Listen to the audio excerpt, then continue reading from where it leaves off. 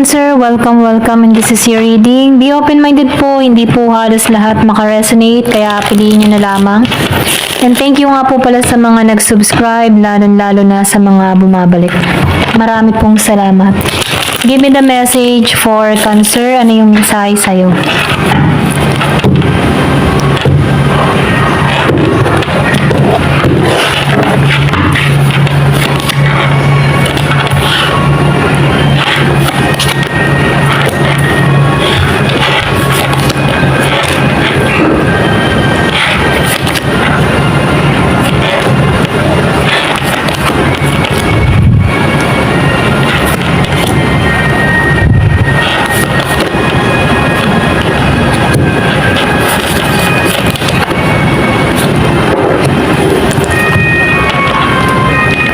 Nakikitaan ko dito, no?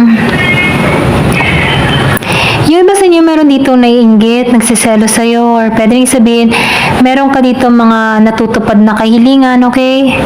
Kung bakit nagiging kang masaya. Yung iba sa inyo meron kang wish na natutupad, feeling mo masaya, ganun. Feeling good ka, okay? Masaya ka sa mga nangyayari or sa mga biyaya na dumarating sa'yo, okay? Pero nakikita ko dito, meron ditong tao na nakamasid sa'yo, na kung saan kita nito yung tagumpay mo, nakakaramdam to ng inggit, selo sa'yo, okay? Itong tao na ito ay arugante, okay? So, nakikita ko dito, meron ditong naiinggit na Sagittarius sa'yo. Yung iba sa inyo, no, meron ditong Sagittarius na nakakaramdam ng inggit, selo sa'yo, okay? Pwedeng meron kang kadiling ditong tao na nakakaramdam ng selos, okay? Dahil masaya ka, maayos ka ang lagay mo, ganyan. So, nakita ko rin dito, yung iba sa inyo, marami kang responsibilidad, ano? Pwede rin sabihin, isa kang breadwinner, or pwede rin sabihin, padre de pamilya, na kung saan, ano, ikaw yung nagbibigay ng suporta sa pamilya, okay? Marami kang responsibilidad na kinakaharap, pero sinasabihan ka dito, matatapos na to, okay?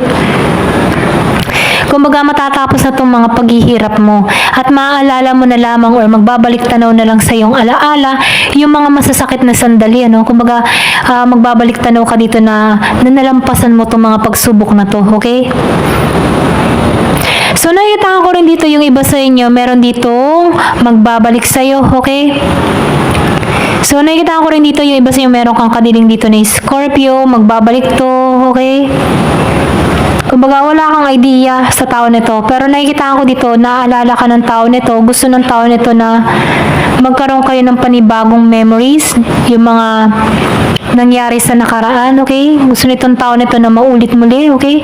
Yung mga masasayang sandali, ganyan. Pero nakikita ko rin dito, yung iba sa inyo, masyado kang grounded, okay? Kumbaga, nakatuon ka sa goal mo, sa pangarap mo. Meron kang mga pinag-aaralan dito. So, nakikita ko rin dito, meron ditong magandang balita na parating. Kasi nakikita ko rin dito, mas masyado kang nakatuon sa mga ambisyon mo sa buhay, sa mga pangarap mo, okay? Kasi nakikita ko dito na nagtitiwala ka dito eh. Kumbaga, nagtitiwala ka sa sarili mo na makakamit mo itong mga pangarap mo. Ganon, okay? Kumbaga, nakikita ko dito, nagsaset ka ng goal, okay? Hindi ka basta-basta matitinag dito. So, nakita ko rin dito, yung iba sa inyo, meron kang grupo na, alam mo yun, meron kang grupong sinalihan na nagdadala sa'yo dito ng kaperahan, okay? Kumbaga, meron ditong collaboration na parating, na kung saan, ano, meron ditong teamwork na magbibigay ng saya sa'yo, okay? So, nakita ko dito, aktibo to,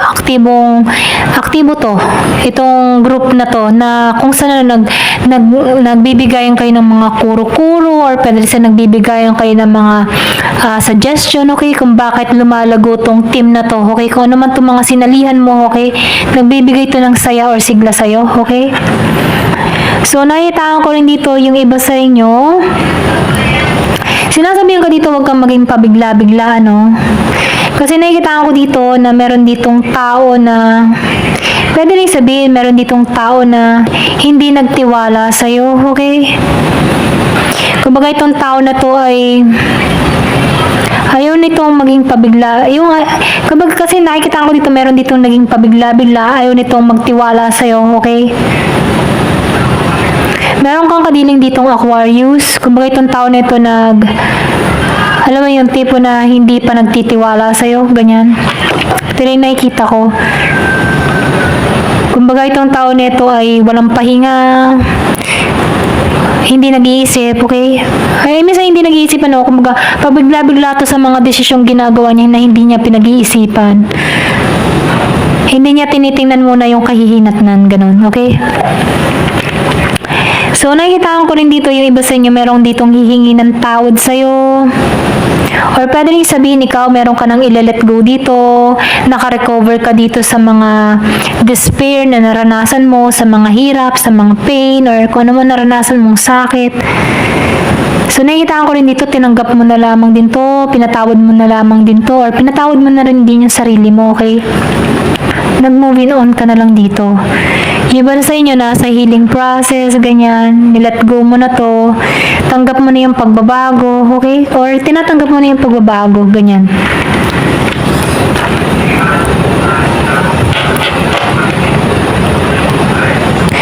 So, nakikita ko rin dito, yung iba sa inyo makaka-recover ka sa sitwasyon, yung bang matatanggap mo na lang din dito yung pagbabago, yung sinasabi ko, na kung saan ano, na nare-rebuild mo na muli yung sarili mo, nakaka-recover ka sa sitwasyon, okay? Kumbaga nakikita ko dito, nagiging positibo, ayan. So, meron ditong parating sa'yo, okay? Or pwede rin sabihin, humahanap ka ng positibo, okay? Gusto mo ng pagbabago, ganyan. Kasi ginising ka na dito, ito lang yung nakikita ko. Kasi meron ditong biglaang dumating sa buhay mo, okay? Meron ditong divorce, dun sa iba, meron ditong hiwalayan, or pwede rin sabihin, meron ditong mga nagbigay ng pasakit sa'yo. Pero nakikita ko dito na may paggising dito, okay? Kumbaga dito sa mga pangyayari, sa mga problema na nangyari sa'yo, dito ka nagising, okay? Yung iba sa inyo, nakikita ko dito, meron ditong bankrupt, or pwede rin sabihin may pagkalugi, okay? Meron ditong revelation na mangyayari sa'yo, or meron ka ditong nalaman, okay?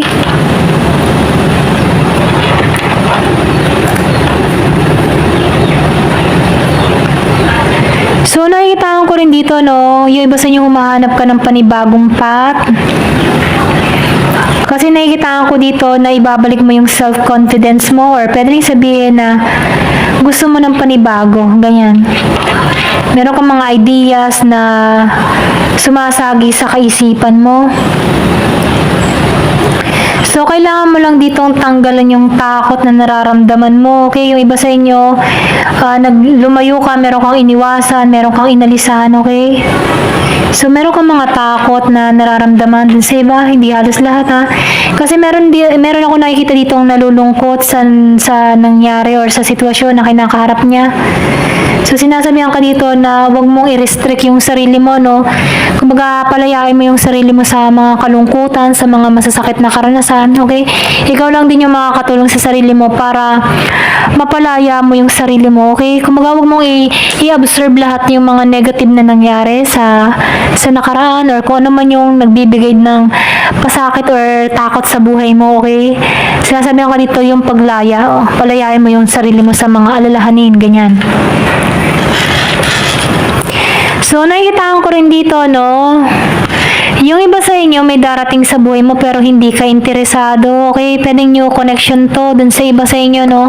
Meron ditong love na parating, na mayroong harmony.